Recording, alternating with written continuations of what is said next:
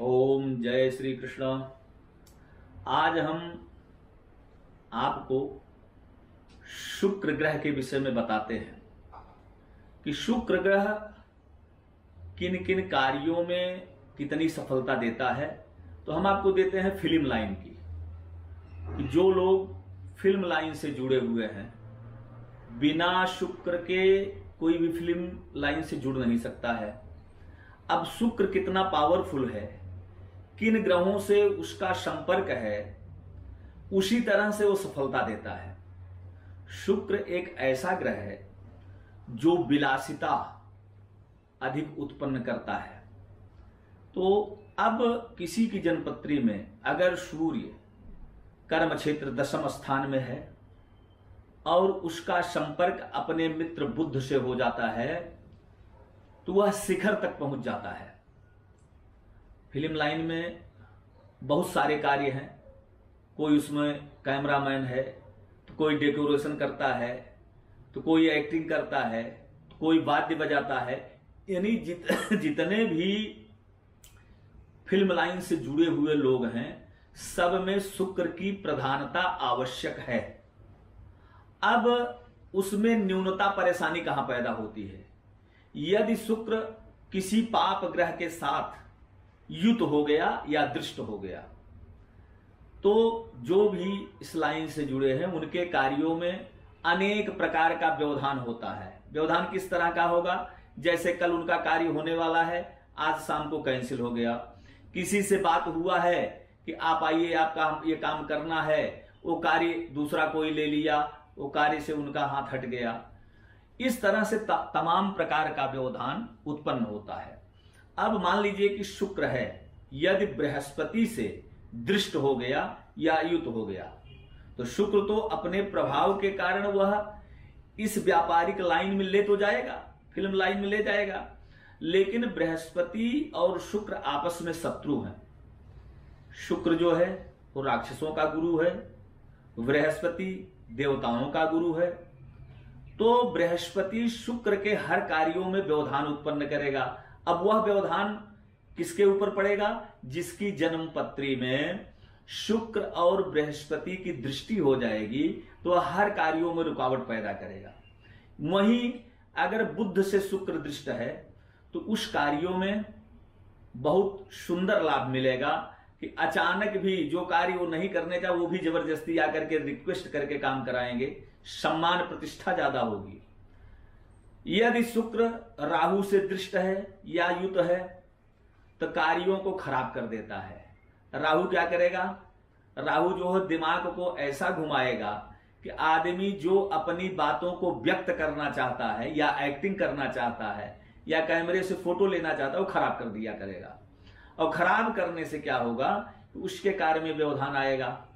यदि शनि और मंगल से दृष्ट है, तो उसकी सामग्रियों टूटेंगी, फूटेंगी, इलेक्ट्रिक के ढंग से उसमें शॉर्ट कर जाएगा। इस तरह का व्यवधान उत्पन्न होगा, आदमी परेशान हो जाता है।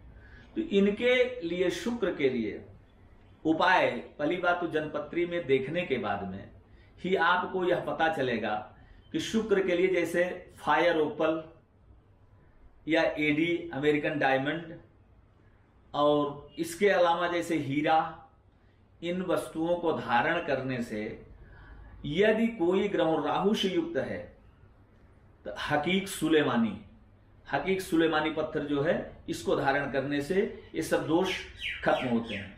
दूसरा, जो हमारे पहले एपिसोड में कुबेर की गठरी बताया गया है, कुबेर की गठरी इस कार्य को करने वालों के लिए बहुत ही शुभ फलदायक है। तो वो कुबेर की गठरी रहने से क्या है कि सभी ग्रहों के दुष्प्रभाव को नष्ट करता है और शुभ फल प्रदान करने की ताकत कुबेर की गठरी में है। वह बड़ा ही सिद्ध चीज है। अब दूसरी बात, शुक्र यदि राजयोग कारक है, मान लीजिए केंद्र में शुक्र है और केंद्र में वह बुध से दृष्ट है, इसके बाद में चंद्रमा जो है वह इनकी दृष्टि में या युति में नहीं आता है, तो यह राजयोग कारक होता है।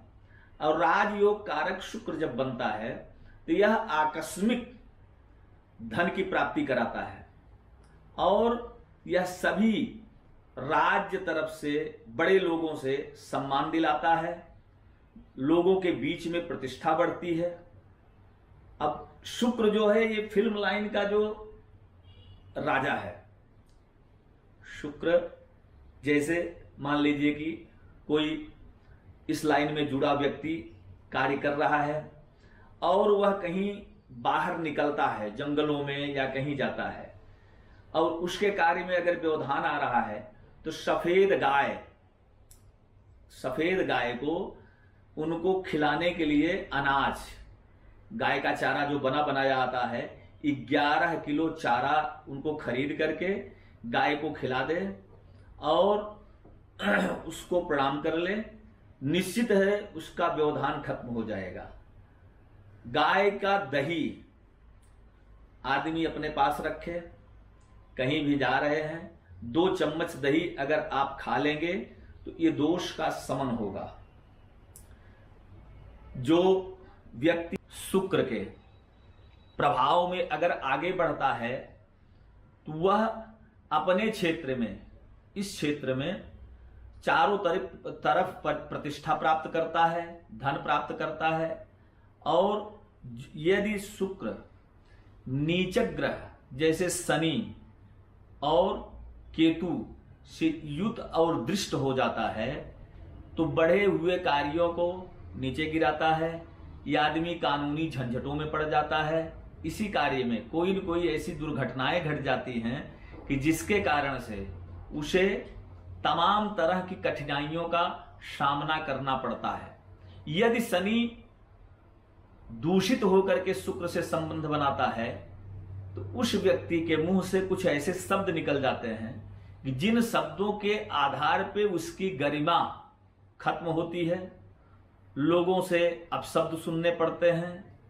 तो शनि न्याय का देवता है और शुक्र से के साथ में शनि का दृष्ट होना, राजयोग कारक शनि के शुक्र के साथ यदि शनि की दृष्टि हो जाती है तो वह पापक ग्रही बन जाता है और सारे कार्यों में व्यवधान उत्पन्न करने लगता है। शुक्र जो है यह इस लाइन के, फिल्म लाइन के लिए बहुत महत्वपूर्ण ग्रह है। इसकी आराधना, शुक्र की आराधना